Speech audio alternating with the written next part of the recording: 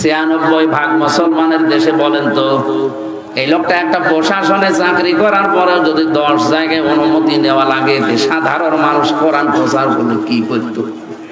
কোথায় নিয়ে যাচ্ছে? আমি কি এখানে মারামারি করার জন্য, ডাকাতি করার জন্য, চুরি করার জন্য ট্রেনিং দিচ্ছি? 50,000 মানুষও যদি হয়, অন্তত 5 জন মানুষও যদি দিনের দিকে ফিরে আসে, এর জীবন সাকসেস। কিয়ামতে মহান আল্লাহ এর আমলনামা দেখাবে, বলবে তুমি হজ করেছো, বলবে জীবনে হজ করার টাকা কোথায় পাবো?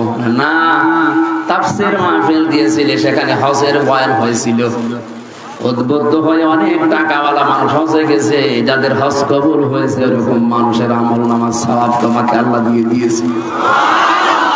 এই নেশায়, এই পেশায় তো এগুলো করছে, তাছাড়া কম দরকার আছে লক্ষ লক্ষ টাকা খরচ করে আপনাকে দিনের বেলা এখানে নিয়ে এসে রোদের ভেতরে বসিয়ে রাখা। লোকটার উদাহরণ দিচ্ছিলাম এমনিতে না, বাস্তবতা যেটা দেখতে পাচ্ছি। আরে কি চলছে?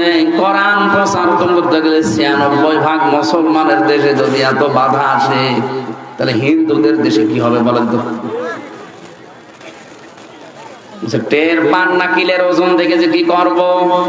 তোমরা টের পেয়ে গেছি।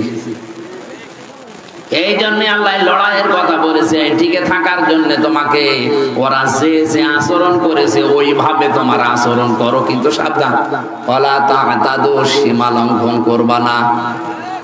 কেউ যদি 1 চড় তোমাকে দেয়, তুমিও 1 চড় দিতে পারো অনুরূপ, কিন্তু 2 চড় দিলে আবার অবিচার হয়ে যাবে।